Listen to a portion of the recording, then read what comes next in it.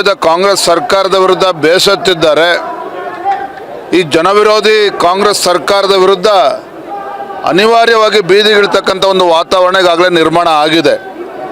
ಯಾವ ಕಾಂಗ್ರೆಸ್ ಪಕ್ಷ ಚುನಾವಣೆ ಪೂರ್ವದಲ್ಲಿ ಅನೇಕ ಭರವಸೆಗಳನ್ನು ನೀಡಿ ಆದರೆ ಚುನಾವಣೆ ನಂತರದಲ್ಲಿ ಅಧಿಕಾರದ ಚುಕ್ಕಾಣಿ ಹಿಡಿದ ನಂತರದಲ್ಲಿ ನಾಡಿನ ಜನತೆಗೆ ಬೆಲೆ ಏರಿಕೆಯ ಒಂದು ಬರೆಯನ್ನು ಎಳೆದಿದ್ದಾರೆ. ಯಾವುದೇ ಒಂದು ಅಭಿವೃದ್ಧಿಗಳು ನಡೀತಾ ಇಲ್ಲ. ಮುಸಲ್ಮಾನರ ಒಂದು ಓಲೈಕೆ ರಾಜಕಾರಣ, ಮತ್ತೊಂದು ಕಡೆ ಪರಿಶಿಷ್ಟ ಜಾತಿ ಪರಿಶಿಷ್ಟ ಪಂಗಡಗಳ ಅಭಿವೃದ್ಧಿಗೆ ಮೀಸಲಿಟ್ಟಿರ್ತಕ್ಕಂಥ SCP SPTSP ಹಣ ಸುಮಾರು 38,500 ಕೋಟಿ ಹಣ ಇವತ್ತು ಬೇರೆ ಕಡೆ ವರ್ಗಾವಣೆ ಆಗಿ ದುರುಪಯೋಗ ಆಗಿರ್ತಕ್ಕಂಥದ್ದು. ಇವೆಲ್ಲ ವಿಚಾರಗಳನ್ನು ನಾಡಿನ ಜನರ ಮುಂದೆ ಇಡ್ತಾ ಇದ್ದೇವೆ. ಈ ಕಾಂಗ್ರೆಸ್ ಸರ್ಕಾರದ ಜನವಿರೋಧಿ ನೀತಿಗಳನ್ನು ಜನರ ಮುಂದೆ ನಾವು ತೆರೆದಿಡ್ತಾ ಇದ್ದೇವೆ. ಜನಾಕ್ರೋಶ ಅಲ್ಲ, ಅಧಿಕಾರ ಸಿಗದೇ ಇರೋದಕ್ಕೆ ಅವ್ರು ಆಕ್ರೋಶ ಯಾತ್ರೆ ಮಾಡ್ತಿದ್ದಾರೆ ಅಂತ ಹೇಳಿ ಕಾಂಗ್ರೆಸ್ ಅವರು ಹೇಳ್ತಿದ್ದಾರೆ. ಯಾಕೆ ಕಾಂಗ್ರೆಸ್ನವರು ಇಷ್ಟೊಂದು ಭಯಭೀತರಾಗಿದ್ದಾರೆ? ನಾನು ಎಲ್ಲ ಕಡೆ ಒಂದು ಮಾತನ್ನು ಹೇಳ್ತಾ ಇದ್ದೇನೆ. ಇವತ್ತು ಕಾಂಗ್ರೆಸ್ ಪಕ್ಷದವರು ಅಥವಾ ಆಡಳಿತ ಪಕ್ಷದವರು ಗ್ಯಾರಂಟಿಯ ಅಮಲಿನಲ್ಲಿದ್ದಾರೆ. ಕಾಂಗ್ರೆಸ್ ಪಕ್ಷದ ಆಡಳಿತ ಪಕ್ಷದ ಗ್ಯಾರಂಟಿಯಿಂದ ನಾಡಿನ ಜನ ಸುಭಿಕ್ಷವಾಗಿದ್ದಾರೆ ಅನ್ನೋ ಭ್ರಮೆಯಲ್ಲಿ ರಾಜ್ಯದ ಮುಖ್ಯಮಂತ್ರಿಗಳಿದ್ದಾರೆ.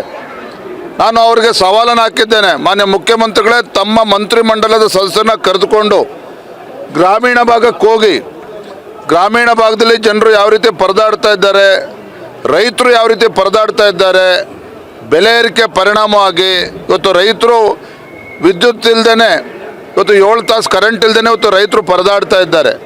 ಗ್ರಾಮೀಣ ಭಾಗದಲ್ಲಿ ಶಾಲಾ ಕಾಲೇಜುಗಳು ಹೋಗ್ತಕ್ಕಂಥ ಮಕ್ಕಳಿಗೆ ಬಸ್ಗಳ ವ್ಯವಸ್ಥೆ ಇಲ್ಲ. ಇವತ್ತು ಶಕ್ತಿ ಯೋಜನೆ ಅಂತೇಳಿ ಗ್ರಾಮೀಣ ಭಾಗದಲ್ಲಿ ಸರ್ಕಾರಿ ಬಸ್ಗಳು ಓಡಾಡ್ತಕ್ಕಂಥ ಎಲ್ಲವೂ ಕೂಡ ನಿಂತೋಗಿದೆ. ಈ ರೀತಿ ಬೆಲೆ ಏರಿಕೆ ಒಂದು ಕಡೆ, ಈ ಜನವಿರೋಧಿ ನೀತಿಗಳೇನಿದ್ದಾವೆ ಕಾಂಗ್ರೆಸ್ ಸರ್ಕಾರ, ಇದನ್ನು ನಾವೇನು ವಿರೋಧ ಪಕ್ಷದಲ್ಲಿದ್ದೇವೆ, ಭಾಳ ಸಂತೋಷನ ಕೆಲಸ ಮಾಡ್ತಾ ಇದ್ದೇವೆ. ನಾವು ಆಡಳಿತ ಪಕ್ಷದಲ್ಲಿ ಇಲ್ಲ ಅಂತಕ್ಕಂಥ ಹೊಟ್ಟೆವರೇ ಇಲ್ಲ.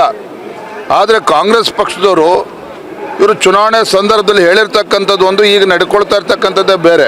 ಹಾಗಾಗಿ ಇಂಥ ಒಂದು ಜನವಿರೋಧಿ ನೀತಿಗಳನ್ನು ನಾಡಿನ ಜನರ ಮುಂದೆ ತರ್ತಕ್ಕಂಥದ್ದು ವಿರೋಧ ಪಕ್ಷವಾಗಿ ನಮ್ಮ ಕರ್ತವ್ಯ ಇದೆ. ಅದನ್ನು ನಾವು ಮಾಡ್ತಾ ಇದ್ದೇವೆ.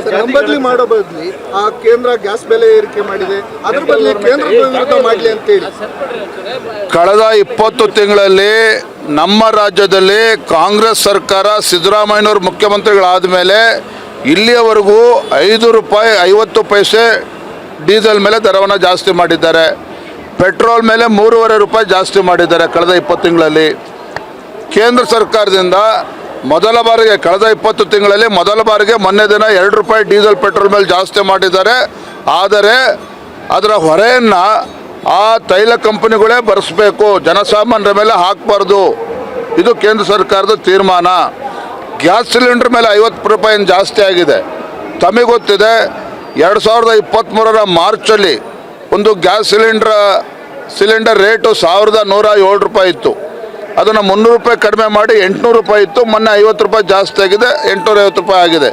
ಇವತ್ತು ಉಜ್ವಲ ಯೋಜನೆ ಕೊಟ್ಟಿರ್ತಕ್ಕಂಥದ್ದು ಯಾರು? ಸೋನಿಯಾ ಗಾಂಧಿ, ರಾಹುಲ್ ಗಾಂಧಿ ಕೊಟ್ರ? ಗುಡಿಸಲಿನಲ್ಲಿ ವಾಸ ಮಾಡ್ತಕ್ಕಂಥ ಕಡು ಬಡವರಿಗೂ ಕೂಡ ಗ್ಯಾಸ್ ಸಿಲಿಂಡರ್ ಕೊಡಬೇಕಂತೇಳಿ ಉಜ್ವಲ ಯೋಜನೆ ತಂದು ₹500 ಪರ್ ಗ್ಯಾಸ್ ಸಿಲಿಂಡರ್ಗೆ ಇವತ್ತು ₹550 ಆಗಿದೆ. ಇದೇ ಕಾಂಗ್ರೆಸ್ ಸರ್ಕಾರ ಇದ್ದಿದ್ದು ಇಷ್ಟೊತ್ತಿಗೆ ₹2,500-3,000 ಆಗ್ತಾ ಇತ್ತು. ಅದಷ್ಟೊಂದು ಸಬ್ಸಿಡಿ ಕೊಟ್ಟು ಇವತ್ತು ನರೇಂದ್ರ ಮೋದಿಜಿಯವರು ಜನಸಾಮಾನ್ಯರ ಪರವಾಗಿ ನಿಂತಿದ್ದಾರೆ. ಆದರೆ ಕಾಂಗ್ರೆಸ್ ಪಕ್ಷದವರು ಅಪಪ್ರಚಾರ ಮಾಡೋದ್ರಲ್ಲಿ ನಿಸ್ಸೀಮರು. ಹಿಂದೆ BJP ಮೇಲೆ 40% ಕಮಿಷನ್ ಆರೋಪ ಮಾಡಿದರು. ಇವತ್ತು ಸ್ವತಃ ಮುಖ್ಯಮಂತ್ರಿಗಳ ಆರ್ಥಿಕ ಸಲಹೆಗಾರರು ಹೇಳ್ತಾ ಇದ್ದಾರೆ, ಬಸವರಾಜ ರೆಡ್ಡಿ ಅವರು, ಇಡೀ ದೇಶದಲ್ಲಿ ಕರ್ನಾಟಕ ರಾಜ್ಯ ಭ್ರಷ್ಟಾಚಾರದಲ್ಲಿ ನಂಬರ್ 1 ಸ್ಥಾನ ಪಡೆದುಕೊಂಡಿದೆ. ಇದು ನಾನು ಹೇಳ್ತಾ ಇಲ್ಲ, ಮುಖ್ಯಮಂತ್ರಿಗಳ ಆರ್ಥಿಕ ಸಲಹೆಗಾರ ಹೇಳ್ತಾ ಇದ್ದಾರೆ. ಹಾಗಾಗಿ ರಾಜ್ಯದ ಮುಖ್ಯಮಂತ್ರಿಗಳು ಹಣಕಾಸಿನ ಮುಂಗಟ್ಟಿನಿಂದಾಗಿ, ಹಣಕಾಸಿನ ಕೊರತೆ, ಹಣಕಾಸಿನ ಮುಗ್ಗಟ್ಟು ಎಲ್ಲದರ ಪರಿಣಾಮ ಆಗಿ ಬೆಲೆ ಏರಿಕೆ ವಿಪರೀತವಾಗಿ ಮಾಡ್ತಾ ಇದ್ದಾರೆ. ಇವತ್ತು ಯಾವುದಕ್ಕೂ ಕೂಡ ಹಣವನ್ನು ಕ್ರೋಢೀಕರಿಸೋಕ್ಕೆ ಸಾಧ್ಯ ಆಗ್ತಾ ಇಲ್ಲ. ಒಂದು ಗೊಂದಲ ಸರ್, ಅಕ್ಯುರೇಟ್ ಇದೆಯಾ ನಿಮಗೆ? ಜಾತಿ ಜನಗಣತಿ ನಾವು ಅವತ್ತಿಂದನೂ ಕೂಡ ನಾವು ಹೇಳ್ತಾ ಇದ್ದೇವೆ. ಸಿದ್ದರಾಮಯ್ಯನವರು ಒಂದು ರೀತಿ ಬೆದರು ಬೊಂಬೆ ಥರ ಇದನ್ನು ದುರುಪಯೋಗ ಮಾಡ್ಕೊಳ್ತಾ ಇದ್ದಾರೆ. ಸಿದ್ದರಾಮಯ್ಯನವರು ಪ್ರಾಮಾಣಿಕರೇ ಆಗಿದ್ದಿದ್ರೆ 2015ರಲ್ಲೇ ಇದು ವರದಿ ತಯಾರಾಗಿತ್ತು. ಅವಾಗ ಯಾಕೆ ಅದನ್ನು ಅನುಷ್ಠಾನ ಮಾಡಲಿಲ್ಲ? ಹಿಂದುಳಿದ ಆಯೋಗದ ಕಾನೂನಿನ ಪ್ರಕಾರನೇ 10 ವರ್ಷಕ್ಕೊಂದು ಸಲ ಈ ಸೋಷಿಯಲ್ ಮತ್ತು ಎಕನಾಮಿಕ್ ಸ್ಟೇಟಸ್ ಏನಿದೆ ಅಂತೇಳಿ ಅದು ಆಗಬೇಕಾಗಿತ್ತು. ಈಗಾಗಲೇ 10 ವರ್ಷ ಆಯಿತು. ನಿಜವಾಗ್ಲೂ ಪ್ರಾಮಾಣಿಕರಿದ್ದಿದ್ರೆ ಸಿದ್ದರಾಮಯ್ಯನವರು ಮತ್ತೊಮ್ಮೆ ಅದನ್ನು ಮಾಡ್ಬೋದಾಗಿತ್ತು.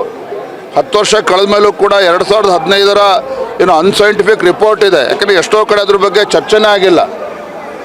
ಅರೆ ಬಂದಂಥ ಈ ವರದಿಯನ್ನು ಇವತ್ತು ಅನುಷ್ಠಾನ ಮಾಡೋದಕ್ಕೆ ಹೊರಟಿದ್ದಾರೆ. ನೋಡೋಣ, ಕಾಂಗ್ರೆಸ್ ಆಡಳಿತ ಪಕ್ಷದ ಮಂತ್ರಿಗಳು ಏನು ಹೇಳಿಕೆ ನೀಡ್ತಾರೆ, ಕಾದು ನೋಡೋಣ. ಆಮೇಲೆ ಅದ್ರ ಬಗ್ಗೆ ಪ್ರತಿಕ್ರಿಯೆ ನೀಡ್ತಾರೆ. ಬೆಂಗಳೂರಿನ ಕರಗ ಸರ್, ಪ್ರಸಿದ್ಧ ಕರಗಕ್ಕೆ ಸರ್ಕಾರದಿಂದ ಹಣ ಇಲ್ಲ ರೀ. ಹಣ ಎಲ್ಲಿಂದ ಕೊಡ್ತಾರೆ ಸಿದ್ದರಾಮಯ್ಯನವ್ರ? ಪಾಪ ಹಣ ಇಲ್ಲ. ಎಂಥ ಬರ್ಗೆಟ್ಟ ಸರ್ಕಾರ